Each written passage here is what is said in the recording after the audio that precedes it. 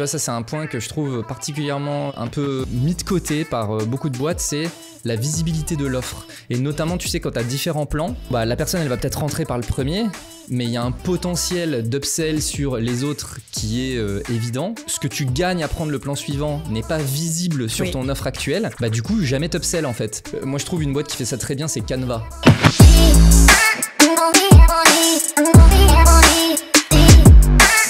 Gwen, ce que je te propose, c'est de te présenter rapidement. Moi, en fait, ça m'intéresse de savoir du coup, parce qu'on va pas mal parler de ton expérience chez Conto. En fait, qu'est-ce que c'était aussi ton rôle chez Conto et qu'est-ce que tu fais maintenant, tu vois, enfin, si on peut faire une présentation un peu globale, voilà, ça m'intéresse.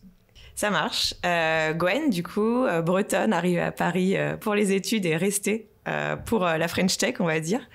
En effet, moi, je suis passionnée de marketing, croissance, data et créativité, ce qui m'a fait aller dans le marketing digital et la growth assez rapidement. Je suis à mon compte maintenant. Je développe un peu ma practice de consultante, fractional, CMO, etc. Parce qu'en fait, ça fait 12 ans que je travaille dans différentes entreprises et j'avais envie de mettre cette expertise à disposition de différentes tailles d'entreprises, secteurs d'activité, aussi pour m'enrichir.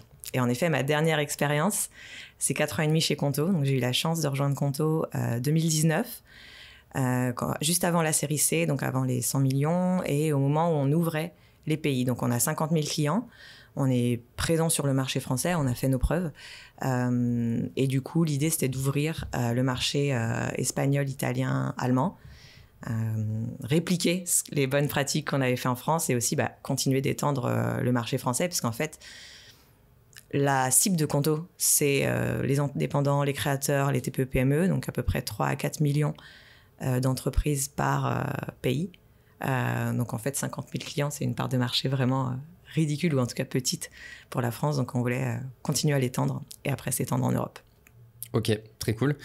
Je fais tout de suite une petite parenthèse, mais dans Conquête, j'ai eu l'occasion de recevoir Marion, qui est directrice marketing et com de Conto, donc j'invite les gens à aller écouter l'épisode également.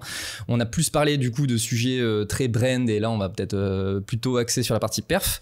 Ça m'intéresse de savoir, donc toi tu étais Global Head of Acquisition de Conto, c'est ça, hein? Ouais, je suis arrivée Head of Acquisition, après quelques évolutions.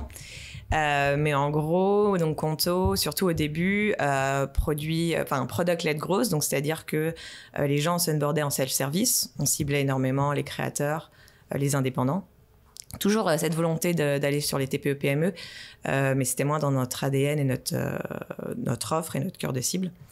Et du coup, moi, c'était vraiment l'acquisition de nouveaux clients par tous les canaux possibles et inimaginables, on va dire, qui étaient bien sûr beaucoup de canaux digitaux, parce que on a une offre en ligne, on a une app, on a un site web, et on a notre funnel d'onboarding un peu comme un funnel e-commerce pour s'onboarder là-dessus. Donc en gros, moi, c'était vraiment acquisition multi-pays, donc je servais tous les marchés en centrale, et en travaillant bien sûr parfois avec les équipes sales, on pourra en parler aussi pour certains clients, puisque bien sûr il y avait du self-service, mais il y avait aussi parfois des discussions commerciales pour pouvoir aider les prospects.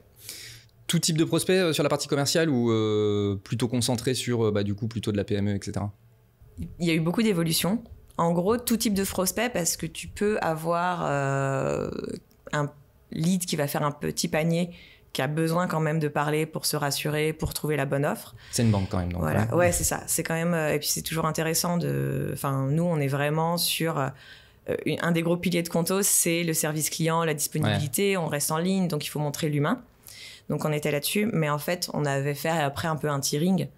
Donc on avait plusieurs équipes commerciales pour adresser les prospects, et on scorait en fonction de la taille de l'entreprise, du chiffre d'affaires, etc., pour router en fait les prospects aux équipes commerciales. Et donc celle qui était pour les petits leads entre guillemets, allait plutôt être dans aider, pas forcément dans le commercial, et les autres vont plutôt être dans l'accompagnement, trouver le bon plan pour les personnes, répondre à toutes les objections, etc., quoi. Ok. Tu as vécu l'hypercroissance, je pense qu'on peut le dire. Oui. Parce que Conto, ça reste quand même des top players de la French Tech. Donc moi, comme chiffre, j'ai passage de 50 000 à 450 000 clients en 5 ans. Donc autant dire que c'est quand même... voilà, ça pousse. C'est quoi un peu, d'un point de vue acquisition, les grosses étapes, tu vois, par lesquelles tu es passé si tu devais un peu diviser les gros chapitres sur ce sujet? Très bonne question.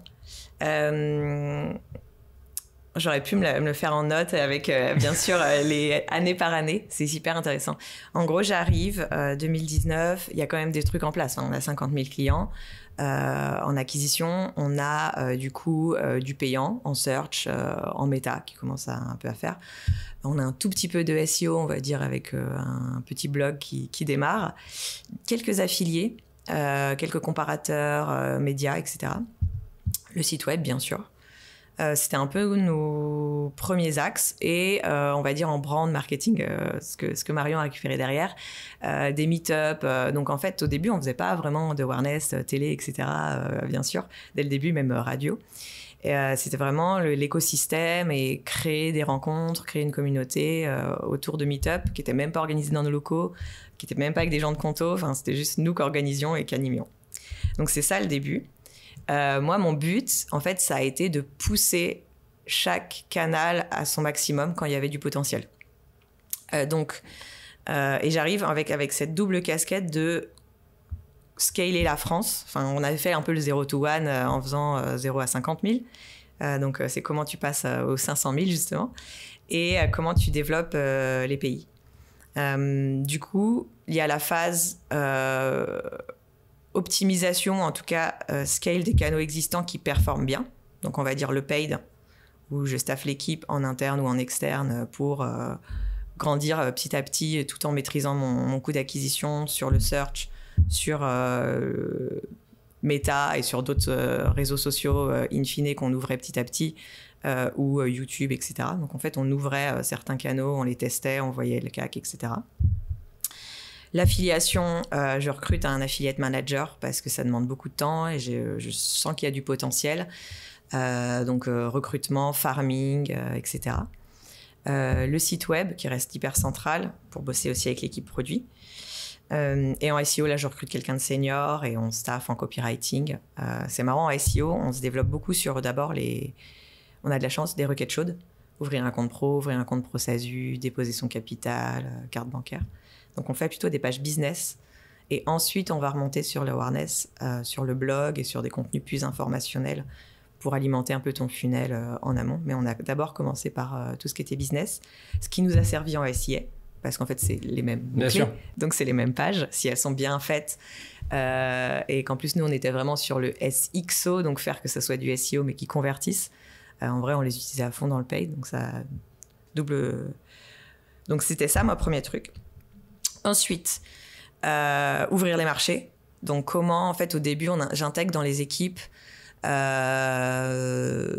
toutes les compétences. J'étais plutôt par canal. Et en fait, au bout d'un moment, je me rends compte que ça marche pas parce qu'en fait, on donne pas assez la chance aux équipes, aux autres pays. On reste sur la France et j'ai beaucoup de Français dans mon équipe. Et c'est facile, la France... t'augmentes de 10%, bah en fait, tu pars pas de la même baseline, c'était 80% de notre acquisition à la base. Donc, je commence sur des canaux qui font sens à mettre des équipes, enfin pas des personnes qui gèrent l'Allemagne, qui gèrent l'Italie, qui gèrent l'Espagne en paid ou en SEO avec des copywriters différents pour avoir cette touche locale. Mieux parler aux équipes aussi locales. Qui nous ramènent les insights, qui nous challenge, que nous on leur montre les perfs et qu'on échange en fait avec eux. Donc j'avais un grand enjeu de localisation parce qu'en fait c'est pas un produit où tu traduis et t'y vas facilement quoi. Il faut vraiment comprendre ce qui marche pas. Il n'y a pas les mêmes concurrents, il n'y a pas les mêmes prospects. Donc ça c'était un peu ma deuxième année chez Conto, enfin ma deuxième année, mais ça c'était mes 6 premiers mois ce que j'ai expliqué. Ensuite c'est 6 mois d'après en mode ok, en fait c'est difficile. L'international. Il faut vraiment penser le pays, bien connaître les trucs. Il y a des canaux qui marchent moins bien qu'en France, il y en a qui marchent mieux. Comment est-ce que j'adapte en fait chacun de mes canaux là-dessus? Juste, je fais un tout petit commentaire par rapport à ça, mais tu dis c'est difficile l'international. Je pense que la plupart des gens ne se rendent pas compte à quel point c'est difficile. Souvent, tu vois, nous on bosse avec plein de clients qui essayent de s'ouvrir à l'international. Et c'est un peu vu comme une formalité, tu vois. Bon, bah en fait, on va juste ouvrir des canaux, etc. à l'international. C'est dur. c'est dur et je pense qu'il y a beaucoup de boîtes qui se rendent pas compte à quel point effectivement le fait d'ouvrir des nouveaux pays c'est compliqué quoi. J'imagine que ça peut dépendre des industries de ton offre et tout. Et quoique, parce que parfois je dis oui, on vend pas des robes rouges ou des chaussettes, mais peut-être que même les chaussettes, c'est pas les mêmes que tu vends en Espagne qu'en France, qu'en Italie et tout. Mais oui, au début, tu peux avoir des wins faciles parce que tu connais ce qui marche bien et tu vas. Mais tu vas vite atteindre un palier. Et il y a la culture, les concurrents. En plus, nous, c'est un marché très réglementé. En plus. Donc en fait, on y va sans IBAN local au début. Mais en vrai, c'était pas des bloqueurs. Mais une fois qu'on a débloqué des choses, tu te rends compte que je me dis, mais comment on a fait pour acquérir les 2000 premiers nouveaux clients en Allemagne avec un IBAN français? Donc bien sûr, c'était des entreprises françaises qui nous connaissaient souvent. Enfin, t'as une explication. Mais c'est assez marrant, quoi. Et en effet, ce qui nous a beaucoup aidé, c'était quand même d'avoir des country managers de chaque pays qui avaient un sales, un marketing et un partenariat. C'était tous un peu organisé pareil. Tout le monde était à Paris, à la base. Et ça nous a beaucoup aidé au début pour échanger, pour challenger la stratégie, déployer un peu localement. Puis après, bien sûr, ces équipes ont grandi. Elles se sont implantées localement pour être vraiment au cœur de l'écosystème fintech, au cœur un peu du lobbyisme, s'il y en a potentiellement de la banque ou de la néobanque. Puisqu'on ne peut pas forcément dire qu'on est néobanque, on n'a pas l'agrément de crédit, mais on fait toutes les opérations bancaires du quotidien. Oui, bah oui. Donc, compte pro, etc. Ouais. Donc, je sais plus où j'en étais. Donc, ça, c'était cette phase. Ensuite, en effet, pour être encore plus local, comme je disais, on s'installe, on ouvre des bureaux. En parallèle, Conto, comme je disais, on s'est créé sur les créateurs, les indépendants. L'idée, c'est d'aller up-market, donc de servir de plus en plus les TPE, les PME. Donc là, l'offre s'enrichit avec le produit. Des cartes en métal, des sujets de invoicing, d'aide à la pré-compta, de la gestion des dépenses, des notes de frais, etc. Ce qui nous permet d'aller plus au marché. Mais en fait, là, je me rends compte que mes canaux initiaux ne marchent pas pour les SMBs. Enfin, c'est pas du tout la même chose. Même si c'est pas du grand compte, j'ai besoin d'aller à des événements physiques, j'ai besoin... le cycle de vente est plus long, j'ai besoin qu'ils parlent à des commerciaux, donc il faut que je revoie un peu mes KPI, mon funnel, mes canaux d'acquise. Donc je me dis, on va lancer des listes qu'on va enrichir, etc. Un peu de l'outbound. Et là, je suis un petit peu seule au monde à ce moment-là, parce que boîte très product, stratégie d'acquisition très product-led growth, self-service. Et du coup, on le met en place petit à petit avec un champion dans l'équipe sales qui va aller là-dessus, puis parfois de l'aide externe, etc. Donc ça, c'est up-market. Oui, puis excuse-moi, il y a aussi un sujet qui est effectivement le fait de faire ce shift. Tu te retrouves dans une situation où c'est un peu du mass market, même si c'est du B2B, mais c'est le mass market du B2B, quoi, avec des CAC, j'imagine, très intéressants, etc. Tu peux voir ton CAC payback assez rapidement. Et puis là, du coup, en fait... tu te retrouves à avoir moins de leads, des CAC beaucoup plus élevés. Et du coup, quand tu as été habitué un peu à goûter la perf pure, là, j'imagine que ça va être la frustration, quoi. C'est ça, exactement. Et en plus, ce que je pense j'ai négligé à ce moment-là, c'était un peu le change management de... En fait, avant, on regardait les contract sign. Parce qu'au début, 3 offres, 9, 19, 29, donc c'était pas hyper différencié. Après, on avait un line-up solo, un line-up enterprise. Donc en fait, on pouvait avoir un ARPU qui allait du simple au x20, x100 en fait. Bien sûr. Donc ce que je disais tout le temps, c'était un contract sign n'est pas un contract sign. Donc j'ai mis la notion de valeur, etc. Mais dans les changements, ça a pris quasiment... qu'en 2023, en fait, ce concept. Et moi, je l'avais déjà en tête en 2021. Mais quand tu dis le changement, c'est dans les KPI, dans les reporting, dans les réflexes des gens. C'était vraiment tout le temps volume de top line de contract sign, top line de CAC. Et j'étais en mode, mais en fait, si je ramène tel segment d'entreprise, tel plan, c'est différent. Sur ma ligne de revenus derrière. Je suis prête à payer beaucoup plus pour eux et beaucoup moins pour les autres, donc il faut que je fasse attention. Faire trop de moyenne, en fait, c'est compliqué. Oui. Et moi, je l'avais dans mes petits dashboards, mais je l'avais pas, en fait, je trouve, assez mis au top management, communiquer, travailler avec l'équipe finance là-dessus. Mais c'est venu petit à petit, et du coup là c'était après, quand on l'avait, c'était super, parce que bon, après je me faisais beaucoup challenger sur il n'y a pas assez de 10+ et de ce plan là et j'étais en mode, est-ce que vous préférez que je les mette à un plan plus bas et qu'ensuite on les upsell, que ne pas les avoir du tout? Non, mais c'est de la négo. Mais après, en vrai, c'est ça qui était assez intéressant, le shift de KPI de volume à valeur. Parce que in fine, ta North Star, c'est ton ARR. Bah oui. Mais bien sûr, il y a ta part de marché. Donc, on veut qu'on continue à faire du volume. On veut pas décroître. Mais en fait, on veut ramener 10 entreprises de 50 salariés. Ça vaut, je sais pas combien d'ailleurs, on n'avait pas fait les calculs, mais peut-être 100 freelance ou 200 freelance en fait. Puis je pense aussi que vous, alors c'est une supposition, hein, tu me dis si, voilà, mais vous adressez des petites boîtes en grande majorité. Ben derrière aussi, effectivement, ton revenu, il va aussi dépendre de est-ce que cette boîte elle fait faillite, est-ce que cette boîte elle grossit, et ça c'est des choses qui sont mais complètement en dehors de. C'est vrai. Tu vois, de tous les efforts marketing que tu peux faire en fait. Donc tu vois, je pense qu'il y a aussi ce biais-là de bah oui, mais en fait cette personne-là, peut-être qu'en fait elle va ramener plus de, et en fait ça dépasse complètement toi ce que tu peux faire quoi. Ça je l'ai vu beaucoup. Avant j'étais aussi chez Captain Contrat, donc Legal Tech, beaucoup les créateurs. Pour création de statut de boîte, en fait, j'ai pas les chiffres en tête, mais 50% des boîtes ne font pas 1 ou 2 ans. Donc en vrai, même sur les dépôts de capital et les créateurs, on était sur des gens qui faisaient quand même des SASU et tout, donc il y avait quand même des chances que ça se développe. Mais oui, il y a beaucoup qui mouraient au bout d'un moment en fait. Donc t'as un peu un churn naturel du truc. Après, t'as quand même beaucoup qui se développent. Et ça, c'est intéressant de grandir avec l'entreprise. Mais du coup, tu peux rentrer avec un ARPU faible, mais en fait, il va augmenter dans le temps, tu vois, c'est ça. Exactement. Aussi le truc. Et puis, tu as le truc du self-service, où même si tu t'essayes de maximiser l'activation, tu essayes de montrer le bon plan, d'avoir le forfait, le plan, c'est le forfait, qui va au mieux avec ton activité. En vrai, dès que je faisais des interviews clients, ils étaient en mode « Ah, je suis bloqué sur la carte, elle fait pas ça. » Je fais « Tu sais qu'il y a une carte qui coûte 2 € de plus et en fait, ton plafond, il fait x4. » Ah, ben je savais pas et tout. Et en fait, tu te rends compte qu'en self-service, il faut vraiment bien détecter les signaux sans être trop pushy commercialement. Mais en fait, il y avait des opportunités commerciales énormes. En fait, ce qu'on voyait, bien sûr, c'était tous ceux qui avaient eu un sales au téléphone étaient mieux orientés, je pense, sur le bon plan, mieux onboardés sur comment utiliser Conto.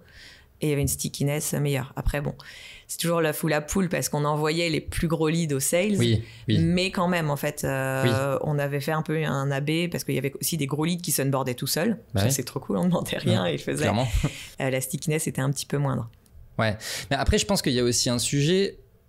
Tu vois, ça, c'est un point que je trouve particulièrement sous-coté ou un peu mis de côté par beaucoup de boîtes, c'est la visibilité de l'offre. Et notamment, tu sais, quand tu as différents plans, la personne, elle va peut-être rentrer par le premier, mais il y a un potentiel d'upsell sur les autres qui est évident. Mais parce que les autres, tu vois, par exemple, ce que tu gagnes à prendre le plan suivant n'est pas visible sur ton offre actuelle, du coup, jamais t'upsell en fait. Ouais. Alors que le simple fait de, tu sais, moi je trouve une boîte qui fait ça très bien, c'est Canva. Tu sais que Canva, toutes les features sont accessibles, même quand t'as le plus petit plan, mais par contre, toutes les features auxquelles t'as pas accès sont cadenassées. Mais du coup, tu vois, si tu prends le plan suivant, tu vois à quoi t'as accès en fait. Ouais, c'est hyper intéressant ça, j'adore. Moi j'adore, c'est vraiment du product-led growth. Complètement. Mais drivé par le produit. Exactement. C'était un peu une de mes frustrations chez Conto et au début, et en fait on a vraiment, je trouve, très bien fait le move. Aussi par je pense des sujets de taille, c'est-à-dire qu'au début, on avait beaucoup de choses à faire, beaucoup de choses à construire et on était vraiment sur la satisfaction client, NPS.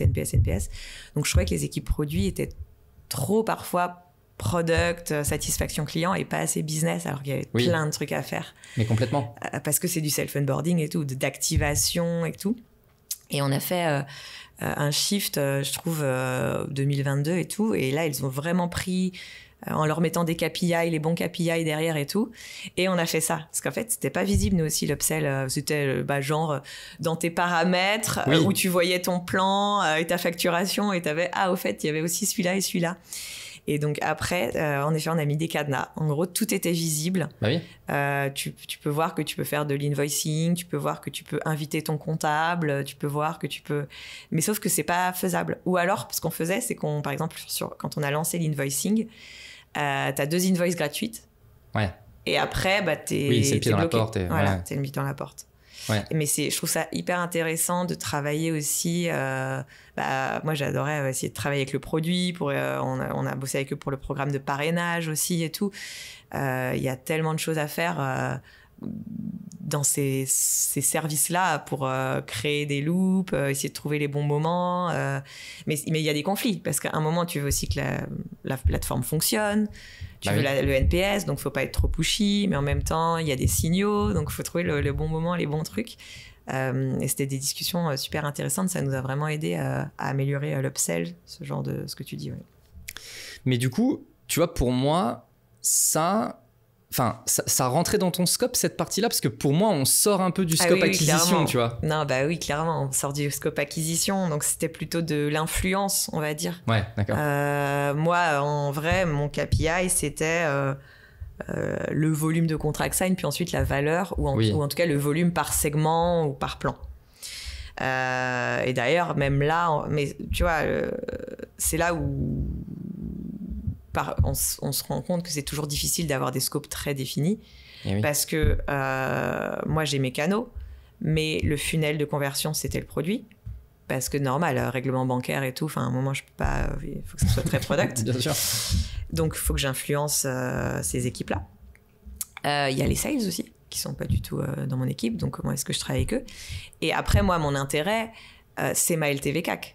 C'est de pouvoir... c'est ma payback window. Donc, en gros, si j'ai le meilleur plan derrière, si j'ai plus de stickiness et que je fais pas de l'acquisition d'un panier percé, j'ai plus d'argent potentiellement à réinvestir derrière. Et à donner à Marion. Donner à Marion pour faire de la télé. Non, mais... et du coup, c'est un peu les trucs. Et puis après, moi, je suis très intéressée aussi par ces sujets-là, etc.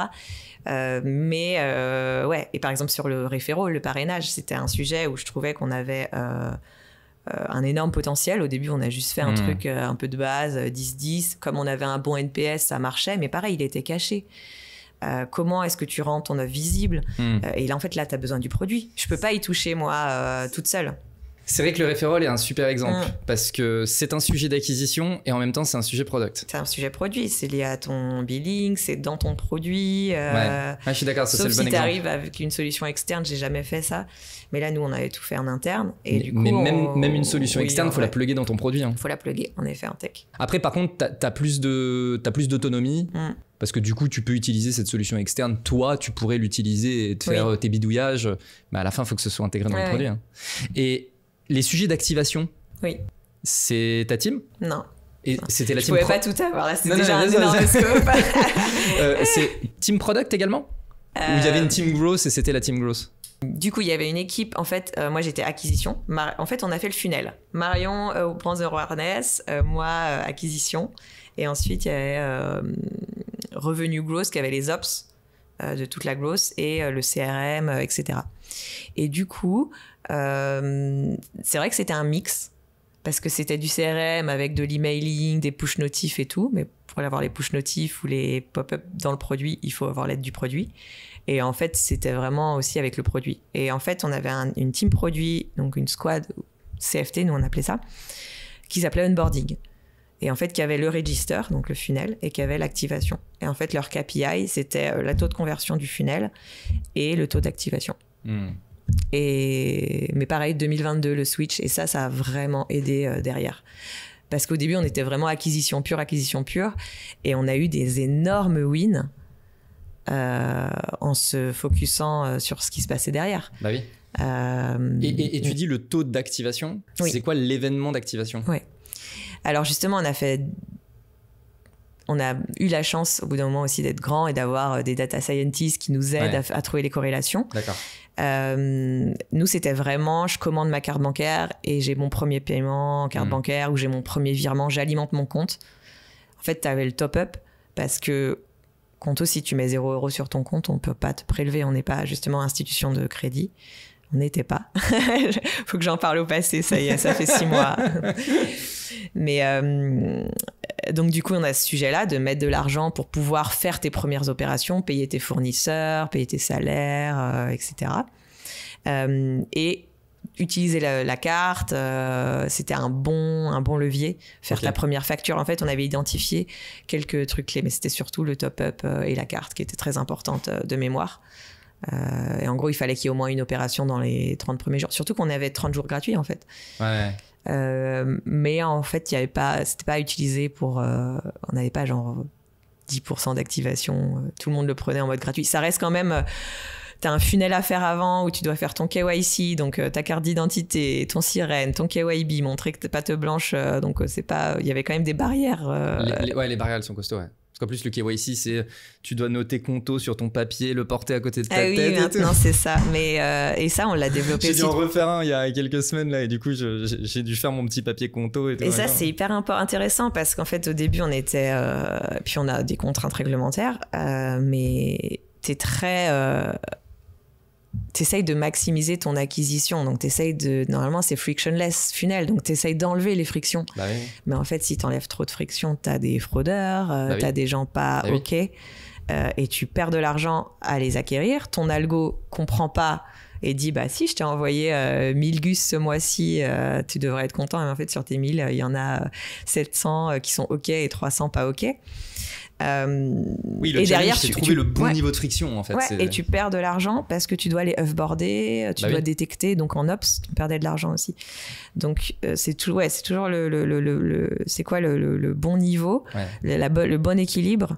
Et du coup, à un moment, on a vraiment mis en place un truc qui s'appelait Unfido. Donc en fait, plus ça allait, plus on faisait les vérifications avant le contract sign. Et in fine, c'était bénéfique pour tout le monde parce que mon algo avait les meilleures personnes. On détectait avant des mauvais candidats et on perdait moins d'argent en ops. Et du coup, l'activation était meilleure. Et au final, on n'a pas trop perdu en volume. Et ce qu'on perdait en volume, c'était des gens pas forcément bons. Donc en vrai... Tu t'y retrouves. À la fin, tu fais ton équilibre. Oui. Bon, sauf que la finance voit 1000 l'année et 900 l'année d'après, et donc ils sont pas contents. Et t'es en mode, bah si, mais en fait, on a enlevé 20%. En fait, il y a de la croissance parce qu'on a enlevé 20% de fraudeurs, mais on a gagné 10%. Mais oui. Faut expliquer ces baselines-là quand t'as un gros changement dans ton setup, quoi. Oui. Puis encore une fois, c'est lié à des éléments réglementaires, etc. Donc à la fin, bon. Voilà. Déjà, t'es obligé, donc il n'y a pas le choix. Ok, donc si je reprends un peu les différents chapitres, donc après, il y a aussi, donc on a parlé de l'international, avec les bureaux, etc. Sujet croissance externe. Oui. Comment ça se gère ? Pendant très longtemps, croissance organique, du coup. Que Conto qui développe ses propres produits, on fait notre propre core banking system. Au début, c'était Trésor, donc c'est pas facile mais en gros, c'est des opérations vraiment dans le dur bancaire. Et du coup, s'il y avait un problème dans un virement, on était dépendant de Trésor. Donc déjà, au core banking system, beaucoup de tech investit là-dessus, mais après, ça te permet d'être indépendant sur plein de choses. Donc en fait, on s'est vraiment développé organiquement au début. Organiquement, c'est-à-dire que Conto et nous-mêmes, et sans acheter des boîtes externes. Oui, organique, pas organique, oui, on faisait du paid. Ça, c'est sûr. Et parce qu'en fait, et c'est super intéressant, moi j'étais, avant Conto, j'avais bossé chez Captain Contrat, donc c'était une petite start-up, j'étais en conseil, en vrai j'avais 8 ans d'expérience, mais j'étais encore quand même un bébé, quoi. Mais face à l'hypercroissance, on est forcément un bébé. Oui, c'est ça, face à l'hypercroissance, on grandit très vite. Et non, mais j'ai appris plein de trucs avec la strat, justement les équipes strat de Conto, donc parce que moi j'étais beaucoup dans la croissance par mes moyens, par le marketing, etc. Mais en fait t'as la croissance build, partner, buy. hyper intéressant. En fait, tu montes d'un niveau et là, j'ai l'impression d'être avec le BCG. Mais c'est aussi intéressant, en effet, comme stratégie. C'est ton premier niveau très high level, puis après... Et du coup, on rachète Penta, notre concurrent allemand. Mais hyper intéressant. Je suis pas sûre qu'il y ait beaucoup de cas comme ça, parce qu'en fait, Conto est numéro 1 en Europe. Je sais plus, à l'époque, on avait 200 000 ou 300 000 clients. Enfin bon, en tout cas, numéro 1 en Europe. Mais on a 20 000 ou 25 000 clients en Allemagne. Penta est numéro 1 en Allemagne. 50 000 clients, mais que en Allemagne. Et on les rachète. Et en plus, ils ont vraiment très bien fait ça, parce que même moi, j'étais pas au courant du rachat jusqu'à ce qu'il y ait un leak dans la presse, bien sûr, une semaine avant le vrai rachat.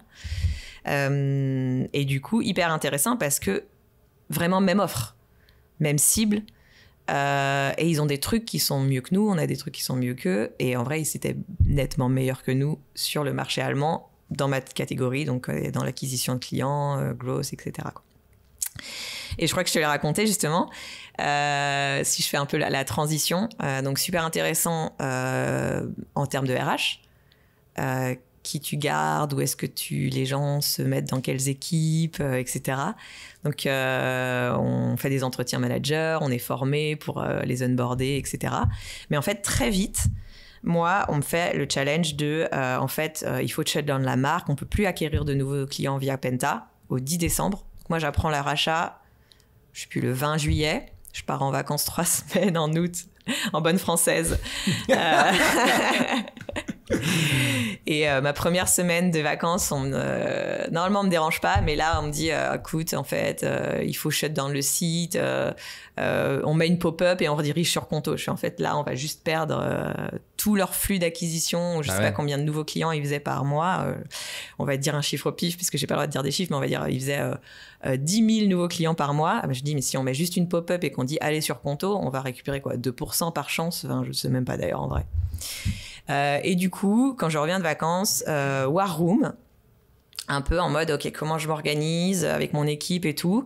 La chance, c'est qu'on avait 5 personnes de Penta en paid, en SEO, je sais plus trop, mais c'était les gros pans, en affiliation aussi, je crois. Et du coup, j'organise l'équipe vraiment en mode projet. En gros, on a la deadline du 10 décembre. L'idée, c'est qu'on migre les canaux. Et donc, en vrai, on a fait toute une migration, plus le site web. Donc en gros, on a migré d'abord les canaux un peu plus simples. Donc, on a migré le paid, on a migré l'affiliation. Donc, appeler tous les affiliés, à changer, à enlever et tout, etc. Et ensuite, le site web, d'être sûr qu'en fait, et ça, c'était un énorme travail SEO, parce qu'ils étaient très forts en SEO, on a la même page sur Compte Pro. Qu'est-ce qu'on prend d'eux qui est intéressant pour modifier notre page. On a des pages qui n'existent pas chez eux. Comment est-ce qu'on les met sur notre blog, etc. Ils avaient un site en fait anglais. On avait un site anglais, mais leur site anglais était que pour le marché allemand. Notre site anglais était pour toute l'Europe. Donc en fait, on a un anglais-allemand maintenant qui s'est intégré, mais parce que pareil, on ne voulait pas perdre le SEO et c'était des sujets très liés à l'Allemagne, etc. Et du coup, Arum, vraiment en mode projet, plan d'action de quand est-ce qu'on migre les canaux. Et ensuite, tous les 2 jours, un peu. Mais c'était super intéressant parce qu'on était dans une autre dynamique et vraiment des équipes 100% dédiées là-dessus qui faisaient plus le run ailleurs. Ça a vraiment été un gros succès. J'y croyais pas du tout.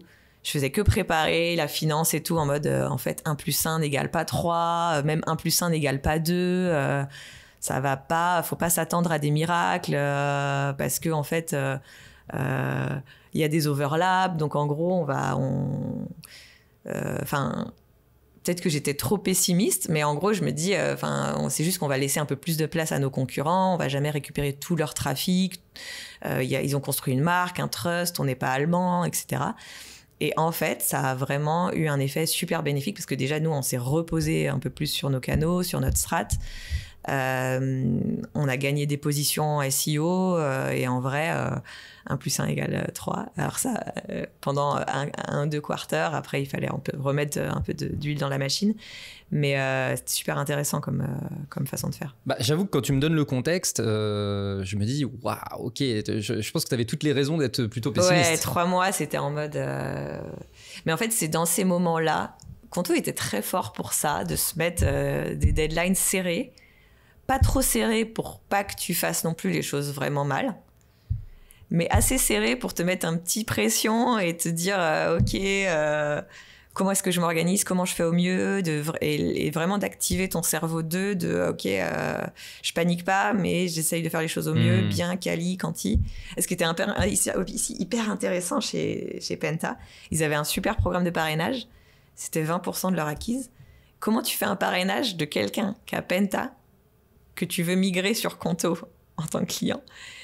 Mais tu veux pas perdre ce flux de parrainage. Et donc, en fait, je sais plus, on avait bossé avec les équipes produits, du coup, pour parrainer Conto et avoir des discounts Penta. Enfin, c'était aussi un sujet là super intéressant. Mais, oui. Le fait de ce que tu viens de dire là sur les objectifs, tu disais, Conto, ils sont bons pour mettre les objectifs pas trop serrés pour pas que ça te déprime et que tu te dises, vas-y, en fait, ça sert à rien, mais suffisamment serré pour que ça te mette la bonne pression. Je pense vraiment que c'est une énorme compétence. Ah oui. Tu vois, savoir faire ça, c'est vraiment une grosse compétence. Et j'avais appris, tu vois, que chez Airbnb, c'était vraiment une des grosses compétences des fondateurs, c'était justement d'arriver à faire ce truc où à chaque fois les équipes, quand elles reçoivent leur objectif annuel, elles se disent mais c'est pas possible. Et au fur et à mesure qu'elles avancent, elles se disent en fait c'est possible. Et du coup t'es pris dans cette excitation de attends mais ça me semble complètement impossible, mais en fait on va y arriver. Et du coup, l'équipe a constamment un peu cette espèce d'énergie. Et je pense vraiment que, en tant que manager, c'est une grosse compétence à avoir. Vraiment. Ouais, c'est super dur à faire. Si c'est trop facile à atteindre, déjà, c'est pas fun. Et tu te donnes pas à 100%. Si c'est trop dur, c'est déprimant. Ouais. Ah non, vraiment. Pas facile à gérer comme truc, oui. Côté orga d'équipe, cette grosse croissance, comment ça se gère ? C'est pas facile, hein. Moi, pour être vraiment honnête et modeste, je pense que c'est vraiment pas simple sur quelle est la bonne orga, parce que ça reste de l'humain. Donc, quand même, tu t'essayes d'appuyer sur tes piliers dans l'équipe, tu essayes de trouver les bonnes pratiques ailleurs, tu essayes de garder de la stabilité tout en faisant un peu de changement. Donc pas simple. Mais ce qui a plutôt bien marché, je dirais. Parce qu'en gros, moi, ce que j'ai fait, c'est vraiment pousser les canaux à son max. Donc, en gros, j'organise mon équipe en paid, SEO, website, affiliation, demand gen. En fait, ce que j'ai mis, c'est marketing automation et outbound dedans, aide aux sales. Et en fait, au bout d'un moment, je me rends compte que j'essaye de tirer chaque canal à son max, mais en fait, il n'y a pas de cohérence parfois. Où la cohérence, c'est moi qui l'apporte. Sauf que quand tu as une équipe de 10, ça passe. Mais quand tu as une équipe de 30, j'étais complètement en charge mentale, en panique tous les jours, et trop d'orgas. Du coup, j'avais rajouté ce que j'ai appelé les Acquisition Project Managers, qui permettaient de coordonner des synergies, des stratégies 360 quand il y avait un lancement de produit, quand il y avait Penta, il y a une personne, Lauriane, qui m'a beaucoup aidé à organiser tout ça, à se mettre en mode projet. Là-dessus. Donc c'est comme ça que j'ai avancé. Et comme je te disais, au bout d'un moment, je me rends compte que je donne pas assez la chance aussi à l'Espagne, à l'Italie. En fait, on est très franco-français. Et du coup, dans le page, je mets des managers par pays, des traffic managers par pays, en SEO, des copywriters. Donc au début, on commence par des freelances, puis en fait, déjà, ils sont contents de bosser pour nous et avec nous. Donc en gros, ils signent des CDI et c'est comme ça qu'on grossit. Et sinon, gros plan d'onboarding. C'était vraiment un gros plan de recrutement et gros plan d'onboarding. Nous, c'est très lean comme culture, Conto. Donc, one piece flow, une chose à la fois, même si on ne peut pas tout le temps faire une chose à la fois, mais en tout cas, d'essayer de finir une grosse tâche avant d'en ouvrir une autre et de ne pas avoir 15 000 trucs. En recrutement, c'est un peu pareil. C'est-à-dire que même si j'avais mon plan de recrutement à l'année, c'était, j'en avais 3 ce quarter-là, puis 3, puis 3, puis 3. Et donc, en fait, déjà, tu réfléchis, c'est quoi tes pièces les plus importantes dans ton orga et qui tu recrutes avant de construire le truc. Bien sûr, on avait le droit, comme beaucoup de boîtes, à de l'aide extérieure. Mais au final, franchement, de l'aide extérieure, c'est parfois aussi difficile qu'un recrutement, de trouver les bonnes personnes, les onboarder et tout. Et ensuite, grosse documentation. Grosse documentation, gros focus des managers. Moi, souvent, en fait, les 2 premières semaines, c'est vraiment onboarding. Il y avait déjà un onboarding très, très fort au sein de la boîte, où tu voyais les différents services, ils sont par promo, enfin, beaucoup de boîtes font ça maintenant. Et aussi au sein du service. Les 2 premières semaines, tu sors t'as la journée, beaucoup d'informations dans la tête, mais tu délivres pas opérationnellement. Et en fait, moi, quasiment même le premier mois, c'était après beaucoup de shadow et tout. Et à la fin, je demandais un rapport d'étonnement. C'était vraiment ça, le focus, pour être sûr que tout le monde soit bien onboardé sur comment ça marche les process, qu'est-ce que Conto, qu'est-ce qu'on fait. Ça, c'est un bon learning aussi. Je trouvais que plus on scalait, tu prends des experts canaux, tu prends des gens de moins en moins généralistes et de plus en plus experts. Et t'attends qu'ils soient très forts sur leur truc. Donc, tu vas vachement te focaliser parfois sur « Ok, ça marche comme ça, le contenu. Ça marche comme ça, le site web et tout. » Mais attends, d'abord, explique-leur c'est quoi Conto, qu'est-ce qu'on fait, c'est quoi nos messages, c'est quoi notre ICP. Parce qu'en fait, sinon, ça a beau être la meilleure personne pour faire des landing pages. Si elle comprend pas ta cible, ton positionnement, elle va te faire mais n'importe quoi, en fait. Et ça, c'était un de mes enjeux aussi quand l'équipe était grosse, d'être sûr que... ils aient la bonne connaissance, donc de faire venir des commerciaux pour expliquer comment est-ce qu'ils pitchent Conto en Italie, pour que en fait, ça se reflète là-dessus. Pourquoi Conto, on est les meilleurs sur les cartes bancaires. Donc là, c'était des PMM qui venaient ou des products. J'avais un gros travail aussi d'éducation en interne à faire. Et sur des offres aussi hyper vieilles. En fait, on se rend pas compte, on a une super offre, Apple Pay, Google Pay, le multi-compte. Sauf que on le sort en 2021 et en fait, les gens qui sont onboardés en 2023, on a eu 2 nouvelles features et on se concentre sur invoicing et en fait, ils se rendent pas compte qu'il y a aussi un truc et en plus, tu peux faire les liens et tout. Donc, tout le truc positionnement est hyper important. Mais franchement, pas facile l'orga parce que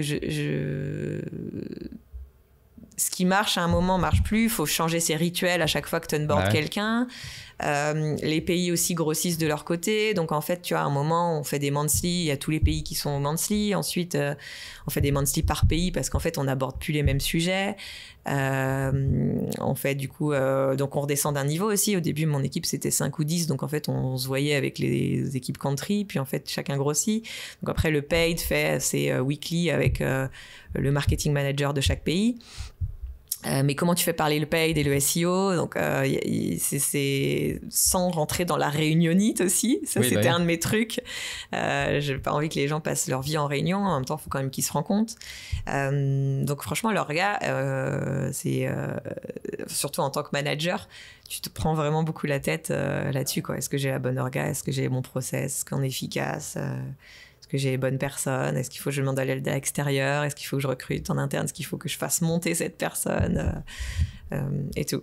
Donc, ouais, ça, j'avoue que ça, c'est vraiment le challenge globalement de toutes les orgas. Très bien. Je voulais aborder un sujet aussi autour du rebranding. Oui. Plusieurs rebrandings. Comment on gère ça d'un point de vue acquisition, tu vois, parce que va y avoir des effets positifs, mais il va y avoir des effets négatifs aussi. Donc, comment est-ce que ça se gère? Comment est-ce que ça se prépare? Comme on peut, un peu comme à la Penta. Non, mais c'est du bon sens et tout. Et pareil, alors on va parler du plus gros que j'ai eu. Donc, rebranding début 2021 ou 2022, je sais même plus. Enfin, bon, bref. Et en gros, ce qui est assez marrant, c'est que donc on me file les guidelines début novembre et pareil on me dit il faut que ça soit effectif au 14 février, je crois que c'était le 14 ou le 15 autour de la Saint-Valentin de mémoire. Donc pareil c'était 3 mois quoi, dont la période de Noël où il y a quand même pas mal de vacances. Donc j'étais en mode ok en fait On n'a pas un site... en fait, les gens, c'est marrant parce que c'est là que tu te rends compte qu'il y a un souci, un travail d'éducation, growth, marketing, etc. Notre site web, tu vas, tu as la homepage, tu as la page pricing et tu as les 10 plus grosses pages qui sont accessibles depuis le menu. Mais en fait, tu as toute la long train, du blog, des entrées SEO. Donc en fait, notre page, c'était 4000 pages. Notre site web, c'est 4000 pages par pays. Nos ads, c'est vraiment aussi pareil, décliné en 15 000. On a des emailing. Donc en fait, un rebranding a de l'impact sur tout. En plus, rebranding, changement un peu de tone of voice. Donc tu as le design, mais tu as aussi la copie, avec des nouvelles façons de parler, sur l'énergie, sur... on peut mettre des virgules. Enfin, il y avait pas mal de choses. Et du coup, c'est vraiment le pragmatisme et aussi le 80-20, c'est-à-dire on veut quelque chose de très bien pour le 14 février, mais tout de suite, j'ai dit, en fait, on va pas pouvoir tout avoir. Donc, en gros, c'est quoi mes pages qui font 80% du trafic ? C'est quoi mes ads qui font 80% du trafic ? Parce qu'en fait, les 100% n'étaient pas accessibles. Donc, soit je faisais les 100%, mais je les faisais pas bien, soit je faisais les 80% et je les faisais très bien. Le reste, c'était soit en surface, il n'y avait pas forcément la bonne illustration, etc. Et pareil sur la copie. En gros, j'étais en mode, pareil, on va pas prendre toutes les pages du site et tout revoir la copie. On va prendre les top 10 de chaque pays. Pareil, en fait, je fais des trade-offs parce qu'à un moment, c'est pas possible. Mais ce qui est pas facile sur le rebranding, c'est de continuer tes projets parce qu'on lançait quand même des produits. Donc, tu dois faire des lancements ou tu dois préparer un lancement. Mais tu as cette date du 14 février où il y a tout qui switch, quoi, en fait. Et en plus, le rebranding, t'as pas... Enfin, moi, j'ai jamais fait, pour le coup, de progressive rollout, etc. C'était vraiment du jour au lendemain, le switch, et il n'y a pas de retour arrière. Enfin, sauf si tout s'effondre, mais en vrai, il n'y a pas de retour arrière. Donc, c'est plus préparer ton rétro-planning, savoir faire tes trade-offs sur ce que tu fais pas, là où tu mets l'effort, parce que aussi tes équipes, savoir que tu vas geler plein de trucs, parce qu'en fait ça sert à rien de te préparer sur le lancement de je sais pas, Apple Pay, parce qu'il faut que tu aies tes nouvelles assets rebrandées. Oui. Sinon tu fais le travail en double. Ouais, et en fait tout est gelé, tu travailles que pour le rebranding en mode projet, et en plus ton rebranding, mon KPI c'était le rebranding est OK et le taux de conversion est stable. Parce que c'était un rebranding en plus très inspirationnel et ainsi, ils sont beaucoup inspirés au début des affiches placardées. Mais ça marche pas sur un site web. Donc déjà, on a dû, quand on a récupéré le projet, là c'est plus opérationnel, mais on a dû adapter. Et en fait, on a re-challengé l'agence parce que ce qu'ils nous proposaient, c'était une affiche, c'était pas une page web. C'était une affiche, c'était pas une ad méta. Donc, comment tu arrives à garder ta cohérence de la DA ? Parce qu'en fait, toi, tu as le projet en novembre, mais en fait, Marion, les fondas et tout, c'est depuis juillet qu'ils bossaient sur le rebranding. Donc, en gros, eux, ils ont vu plein de pistes, ils ont itéré, ils ont fait des trade-offs, ils étaient arrivés à un truc, ils étaient super contents de leur mood board et tout. Et en fait, ça marche en branding. Ça marche en inspirationnel, ça marche pour faire de la télé, de l'affichage, mais ça marche pas pour mes canaux, là, ce que vous avez fait. Enfin, en tout cas, il faut l'adapter, quoi. Et du coup, c'est comment tu arrives à trouver... des compromis. Ouais, des compromis, exactement. Sans compromettre ta qualité. Mais c'est des compromis, ouais, parce qu'après, moi, j'étais très en mode... CTA noir, ça va jamais marcher, les gens cliquent pas. Et en fait, d'ailleurs, maintenant, c'est la norme et tout le monde fait des sites CTA noir, donc c'est assez marrant. Donc, j'étais aussi parfois très sceptique. J'avais du mal à embrace parfois certains choix de DA. Et en même temps, c'est ce qui fait ta différence versus la concurrence et tout. Et je trouvais ça intéressant, le rétro-planning, parce que pareil, ils me donnent en novembre opérationnellement les choses, donc on a 3 mois. Et je leur dis, mais 3 mois, c'est court, quoi. Et en fait, eux, ils étaient dedans depuis juillet. Donc, ils disent, en fait, le rebranding, il n'a pas duré 3 mois, il a duré 9 mois. Je sais pas, moi, j'étais pas dans les discussions avant, là. Donc, moi, j'ai l'impression qu'il a duré que 3 mois, le rebranding. Donc, il y avait ça. Les KPI, donc quel KPI je veux. Donc, en gros, nous, c'était en mode, on se dit, en vrai, sur les ads, il y a un risque. Tu as tout ton historique, tout ton algo, ça fait longtemps qu'il tourne, du coup, tu sais ce qui marche bien et tout. Donc, on essayait de garder les ads qui marchent bien, un peu la même façons de parler, bien sûr les mêmes bénéfices, les mêmes façons de mettre en valeur. Et après, c'était plutôt en préparer l'après. C'est-à-dire que c'est pas fini au 14 février quand tu lances. C'était vraiment mesurer toujours tes KPI au day-to-day, au weekly, et te faire un plan en mode worst case scénario. Ok, si je suis à moins 5% de volume ou de conversion, si je suis à moins 10, moins 15, c'est quoi mes analyses, comment je focus la team pour itérer, pour essayer d'avoir des learnings, etc. Donc, c'est-à-dire que le mode projet, il n'a pas fini au 14 février, mais il a fini 2 mois plus tard. Et je pense que ça, c'est un risque, peut-être en gestion de projet, c'est de se dire, le rebranding est fini, je passe à autre chose. Mais c'est un risque parce que si jamais ton taux de conversion il s'effondre ou ton volume, etc., t'as plus la bande passante où tes équipes sont plus focus sur en fait il faut que j'améliore et il faut que je continue. Donc je trouve qu'un bon learning c'était d'avoir aussi mis 2 mois de buffer d'être vigilant, quoi. Voilà, d'être vigilant. Finalement. Ouais, et hyper intéressant. Et on n'a pas fait de cata à ce moment-là. Cool. Je te propose de fermer le chapitre Conto. Yes. Ça m'intéresse de savoir du coup comment t'as géré l'après. Ouais. Parce que du coup, tu le disais en intro, mais après, donc, tu t'es passé du côté obscur de la force, à savoir, t'es devenue indépendante, quoi. Et du coup, ouais, ça m'intéresse de savoir comment... Enfin, tu vois, comment d'un point de vue positionnement personnel, tu vois, ouais. même, comment tu trouves ton positionnement sur le marché, etc. Enfin, comment tu gères ça, quoi? C'est une super bonne question. En effet, je suis passée côté obscur. Enfin, je suis devenue cliente du coup maintenant. Bah ouais. J'ai créé ma boîte et tout. Ça s'est fait assez naturellement. J'ai de la chance, en fait. C'est une très belle étiquette, quoi. Ce que j'ai clair. fait, comme on ne sait jamais. En fait, un conseil, c'est vraiment de s'entourer. Donc, chez Conto, j'avais pas les bonnes réponses. J'ai grandi avec la boîte. Il y a du bon sens et tout. Je me suis beaucoup entourée à ce moment-là de gens qui avaient le même métier que moi. Donc, j'ai beaucoup parlé. Toutes les semaines, quasiment, je parlais à quelqu'un qui avait un job chez PlayPlay, chez SumUp, chez Pigment, etc.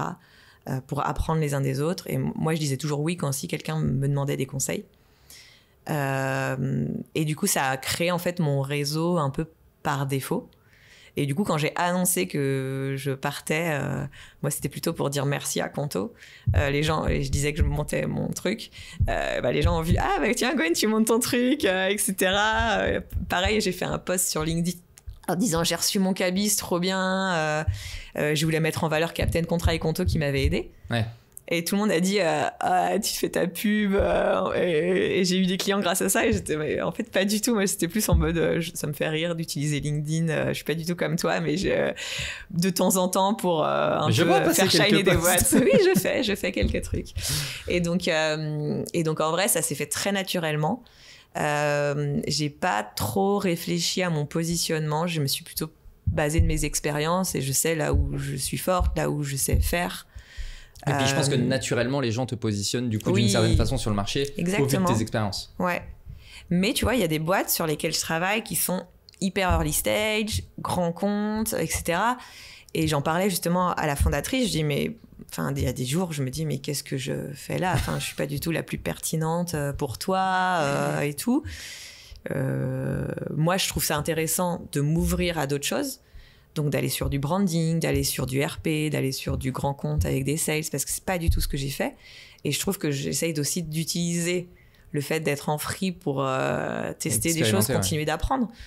C'est moins ma zone de confort. Et en fait, elle me dit, mais en fait, c'est ton mindset. C'est pas, ce que j'allais te dire. C'est pas tes hard skills, c'est ton mindset qui est intéressant. Donc, je me suis pas vraiment positionnée, j'ai pas encore trop réfléchi à mon positionnement parce que beaucoup de clients sont venus à moi. J'ai plutôt fait au feeling de qui j'aime bien, quel projet me plaît, et j'ai vraiment beaucoup de chance par rapport à ça. Mais oui, je pense qu'il faut vraiment essayer de réfléchir quand on se lance. C'est quoi vraiment le petit truc en plus, c'est quoi nos méthodes aux clés et tout. J'ai la chance aussi de faire des formations avec Pollen, donc j'ai quand même déjà mes méthodes aux clés. J'ai fait du consulting quand même mes 4 premières années chez 55, donc je sais aussi que des frameworks ça aide à faire avancer, c'est la bonne école, à faire avancer, ouais. Pour les frameworks, ouais, exactement. Mais c'est un petit peu ça. C'est vraiment des rencontres pour le moment. Donc, on verra vers quoi je vais. Mais j'essaye de faire un mix entre leverager toutes mes expériences, en même temps apprendre. Et oui, me positionner sur c'est quoi vraiment mon expertise. Si je veux être sur le long terme, je pense qu'il faut vraiment aussi essayer d'avoir un truc, le petit truc en plus où, en fait, si ça a cette problématique, en fait, c'est Gwen la meilleure de France. Du monde. Maybe du monde entier, de Bretagne peut-être déjà. Après, j'ai aucun... vraiment, je suis très modeste. J'ai eu de la chance de grandir avec Conto, d'être dans... En fait, je trouve que les gens ont des potentiels. Enfin, c'est comme ça aussi que je manage mes équipes. Les gens ont des potentiels. Et quand tu les mets face à de l'adversité, des difficultés, c'est comme ça que tu apprends. Enfin, j'en parlais hier avec une amie. L'apprentissage, c'est bien sûr lire des choses, regarder la théorie, mais c'est 80%, c'est aller à l'entraînement tous les jours et taper dans une raquette ou dans un ballon. Et en fait, c'est en étant sur le terrain que tu apprends. Donc, j'ai eu la chance aussi d'être confrontée à tellement de situations que ça m'a donné cette énergie-là, en fait, et cette expertise. Ouais. Et du coup, maintenant que tu vois pas mal de boîtes différentes, c'est quoi les cas, tu vois, les erreurs, les trucs un peu communs que tu croises tout le temps? Je trouve que déjà, il y a beaucoup de choses où j'étais assez étonnée. Alors, je suis beaucoup dans la tech, bien sûr. Et je pense que les fondatrices de la tech sont souvent tech, product et parfois un peu commerciaux. Mais il n'y a pas beaucoup de fondatrices marketing digital. Et donc, je trouve que déjà, il y a une méconnaissance des sujets, quel effort il faut mettre sur ces sujets-là, etc. Et aussi c'est facile, en fait, un site web, c'est visible, des ads, c'est visible. C'est pas si compliqué, en fait. Oui, parce qu'au quotidien, on est confronté à ça, on a l'impression qu'on connaît. Ouais, c'est ça. Mais pour le coup, c'est pas je dirais, pour préciser, c'est un problème dans la tech, mais c'est surtout un problème globalement dans le B2B, en fait. Ouais, peut-être, ok. C'est possible. Et du coup, je trouve qu'il y a un peu ce sujet-là d'évangéliser, d'expliquer, mais avec des bons termes, etc. Ce que je vois souvent, c'est un problème de data. Même si je trouve que, et on en avait parlé lors d'un déjeuner, c'est des métiers où, et moi je suis peut-être très data-driven, mais à un moment, être trop data aussi, il faut suivre ses intuitions, il faut un peu délivrer, sinon tu es trop dans un carcan, etc. C'est comme les modèles d'attribution, c'est très bien, mais tu vas jamais avoir le modèle parfait. Oui, c'est la tétanie. En fait, vraiment, il y a des organisations, elles sont tétanisées face à la quantité de data. Voilà. On en a trop. Donc, je trouve qu'il y a moi, j'ai un framework, justement, qui est data. C'est quoi mon business model, mes KPI clés, qu'est-ce que je dois suivre pour voir si je vais dans la bonne direction et comment je fais que c'est automatisé, que ça se plug. Et je trouve que la stack est hyper importante pour pas perdre de temps. Et c'est une chance que j'avais chez Conto, et la stack était vraiment très bonne. Et les outils parlaient entre eux, etc. L'ICP, où je trouve que parfois, en fait, souvent, quand la boîte est petite, c'est facile, tout le monde connaît un peu le messaging, les trucs comme ça, et c'est pas assez documenté. Sans pareil faire une bible, et c'est quelque chose qui va toujours bouger. Parce qu'en fait, je trouve que le marketing, c'est ta cible et tes messages, quoi, et tes canaux. Donc, ce côté ICP, à qui on parle, le message clé, je trouve que c'est pas assez documenté, c'est souvent un peu des trucs de druides, et donc en fait ceux qui sont anciens dans la boîte ont plus de connaissances que les nouveaux, et c'est très difficile. Et après, je pense que la chose que je vois beaucoup, c'est se donner les moyens de ses ambitions. Je trouve que parfois les gens vont trop essayer d'y aller petit à petit, ou trop regarder machin, c'est révolutionnaire ce qu'ils font, etc. Et donc de vraiment se poser la question de est-ce que ce canal est pertinent pour moi par rapport justement à ma cible, etc. Et du coup, comment je me donne les moyens de le craquer, d'y aller all-in, Et ça serait un peu mes trois observations du moment. 100% aligné. Enfin, vraiment, c'est... Et tu vois, moi, je suis un peu obsédé par un espèce de framework, alors que que j'appelle le CTVP, Channel Target Value Proposition. Oui, bah c'est marrant. Je l'ai pas du tout, mais j'avais vu dans un de tes posts. Mais Voilà, et en fait, c'est exactement ce que tu viens de dire. C'est-à-dire que moi, mon observation, c'est que j'ai le sentiment que les entreprises considèrent que ces 3 trucs-là, je sais pas, c'est logique, tu vois. Et du coup, personne ne prend du temps dessus. Tu vois, c'est les channels, oui, bon, bah ok, on va faire ça, tu vois. Bah notre target, je sais pas, bah oui, bah c'est elle, tu vois. Mais un peu comme si tout le monde abordait le truc avec logique, comme si tout le monde savait, comme si... Et les value proposition, c'est pareil, tu vois. Ah bah oui, bah notre proposition de valeur, bah c'est celle-là, tu vois. Oui, mais en fait, si tu prends vraiment le temps de te concentrer sur c'est qui notre ICP, vraiment correctement le définir, correctement documenter, donner des exemples, les propositions de valeur, tu vois, moi, le nombre de boîtes que j'ai accompagnées et les leviers de croissance, c'était juste tester des nouvelles propositions de valeur, s'ouvrir à des nouvelles propositions de valeur, etc. Et en plus, tout le monde le sait. Tu discutes un peu avec les entreprises, tu dis bah, c'est quoi vos propositions de valeur, puis tu creuses, puis machin, et puis tu dis ok, bah, on les a toutes listées, vous avez testé quoi là-dedans? Ah bah en fait on a testé celle-là, et toutes les autres, qu'est-ce que vous en avez fait, tu vois? Et vraiment, enfin complètement aligné avec ce que tu dis, parce que c'est vraiment ça, mais le fait de documenter, de creuser, etc., c'est dingue, et c'est facile, tu vois, nous on en parle là, c'est quand même un peu le b.a.-ba, tu vois, et pourtant... Ouais, parce que tu restes un peu dans ton run, etc. Ça. Donc, toujours essayer d'un peu de... Moi, ce que j'aimais bien chez Conto, par exemple, c'était de faire des audits avec des boîtes externes. J'avais confiance en mes équipes, etc. Mais en fait, de toujours se faire s'auto-challenger, c'est difficile. Donc, le faire par une boîte externe. Et ouais, les propositions de valeur, surtout que ce qui est magnifique avec nos canaux et tout, c'est tu peux tester vraiment simplement par de l'emailing, tu vois les taux d'ouverture, par des ads. Et tu peux vraiment faire des trucs microscopiques aussi, tu vois. C'est pas comme, tu vois, si on en revient du coup au branding, à la télé, etc. Là, c'est un pari, quoi. T'attends spot télé, tu te plantes de propositions de valeur, t'as tout planté, quoi, tu vois. Alors que, je veux dire, sur Meta ou voilà... Bon, tu fais un test une semaine, tu peux faire un test sur un segment particulier, tu peux faire un test sur une ville particulière. Enfin, je veux dire, le niveau de micro que tu peux aller pour faire tes tests et donc la prise de risque derrière. Enfin, je veux dire... Ouais, mais c'est aussi peut-être un peu... Je crois que j'ai vu dans un de tes derniers posts de mettre une ligne aussi de budget sur les expérimentations. Ouais. Je pense que parfois, les gens sont trop dans le run et donc voient leur truc. Et c'est vrai que c'est des prises de risque, en fait. Oui. Et c'est des tests où tu sais que la moitié vont réussir ou pas. Et en fait, il faut plus l'utiliser comme ça va être des apprentissages. Et en fait, je vais savoir justement au sein de mes 10 propositions de valeur lesquelles sont les mieux. Et ensuite, je vais pouvoir dupliquer sur tous les canaux un peu tout ça. Je sais pas pour TikTok si je dois l'ouvrir. Donc, en fait, je le teste.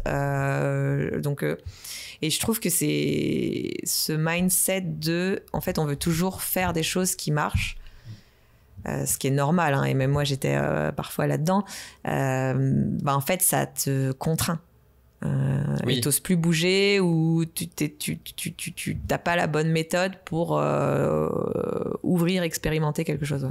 Et je dirais en plus de ça, tu vois, quand tu dis on est un peu obsédé par faire ce qui marche, ce qui est paradoxal aussi, c'est que je te prends un exemple très micro, mais quand tu fais des campagnes paid et que tu mets tous tes efforts sur le bottom funnel, en fait, tu te dis, bah, c'est là que j'ai ma perf. Oui, mais c'est aussi en investissant au-dessus que, en fait, dans la durée, tu vas être en mesure de vraiment être bon sur le bottom funnel. Et du coup, tu sais, il y a un peu cette vision aussi de je me concentre exclusivement sur ce qui convertit, mais en fait, à terme, c'est pas bon.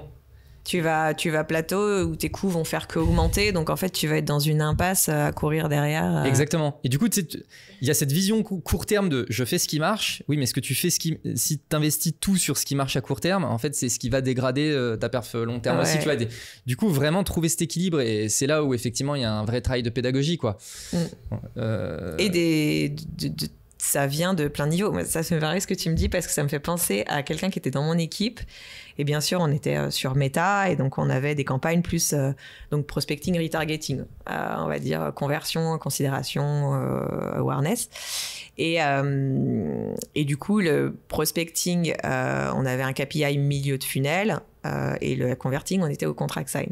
Et après, on regardait bien sûr tous les contract sign de tout le monde. Et en gros, on avait un enjeu, bien sûr, toujours à le top line, il fallait toujours qu'on augmente les contract sign.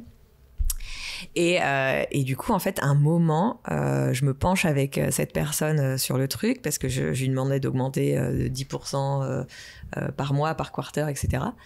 Et en fait, il faisait que augmenter le retargeting. Et à la fin, on était à 20% de prospecting et 80% de retargeting parce qu'en plus, l'algo de Meta, bon... Lol. Voilà, post-impression, un peu, voilà, un peu comme Criteo qui vient mettre le petit pied pour marquer le but. Et du coup, il était en mode, bah oui, mais plus je mets de l'argent sur retargeting, plus j'ai de conversion. J'étais en mode, oh, mais écoute, déjà, tu regardes dans Google Analytics aussi, tu challenges et tout. Et en fait, tu peux pas avoir, tu peux avoir 20% sur le début de funnel et 80% sur la fin, mais là, on n'était plus dans cette maturité-là à Conto. Je veux que ça soit un 60-40, 70-30. Enfin, à un moment, on va pas mettre tous nos efforts dans du retargeting, ça ne sert à rien. Oui. Puis derrière, tu as les ordres de grandeur de la taille d'audience que tu adresses, etc. Tu vois, et c'est là où tu peux tu vois les fréquences, c'était en mode, en fait, la personne, là, on est en moyenne à 15, c'est-à-dire qu'il y en a qui le voient peut-être 5 fois et d'autres qui le voient 30 fois notre ad. Non, ça va là. Ouais. C'est quoi tes prochains challenges? Mes prochains challenges, voilà, c'est beau. Bonne question, franchement, bonne question. Je pense qu'il y a un challenge, comme on en parlait là, de me positionner. C'est marrant parce que tu vois, j'ai pas fait ce travail-là pour moi. C'est quoi ma proposition de valeur? Qui suis-je? Ouais, mais comme tu disais, t'as pas encore eu besoin. J'ai pas eu besoin et pour l'instant, je me donne la chance d'explorer pour voir ce qui me plaît et ce qui me plaît pas et faire le tri derrière. Mais justement, un gros challenge, c'est que là, j'accompagne un client qui est une boîte de 50 personnes, plutôt ETI grand compte, sales driven, sur des sujets événementiels, événements first party, contenu, outreach. C'est vraiment tout ce que je n'ai pas fait chez Conto en vrai. Mais du coup, c'est super pour moi parce que j'apprends beaucoup, je teste des choses. Donc, c'est, je pense, gagner confiance en moi sur ces sujets-là. Parce qu'en fait, dès que je teste des choses et que j'en parle à des gens qui l'ont fait, ils m'ont dit « Mais t'as toutes les réponses, il n'y a pas de souci. » Donc ça, c'est mes challenges. Donc, à court terme, et toujours aider ce client-là et travailler sur étendre mon périmètre plus sur un B2B différent de ce que j'ai fait. Et puis, après, savoir vers quoi je m'oriente, peut-être à plus moyen terme derrière. T'es en expérimentation. Je suis en expérimentation constante, ouais, c'est ça. Je suis un test and learn. Excellent. Merci beaucoup, Gwen. Merci Jordan. Merci pour tout ce que tu as partagé. Merci à toutes les personnes qui ont écouté l'épisode jusqu'à maintenant. N'oubliez pas le like, le commentaire, le partage. Et puis, si vous voulez aller plus loin, on a parlé de Marion et de ce qui a été fait sur le rebranding de Conto. On a fait un épisode dédié sur le sujet, donc je vous invite à aller le voir. À très vite. Do it! Just do it! Don't let your dreams be dreams. Yesterday, you said tomorrow. So just do it! Make your dreams come true! Just do it!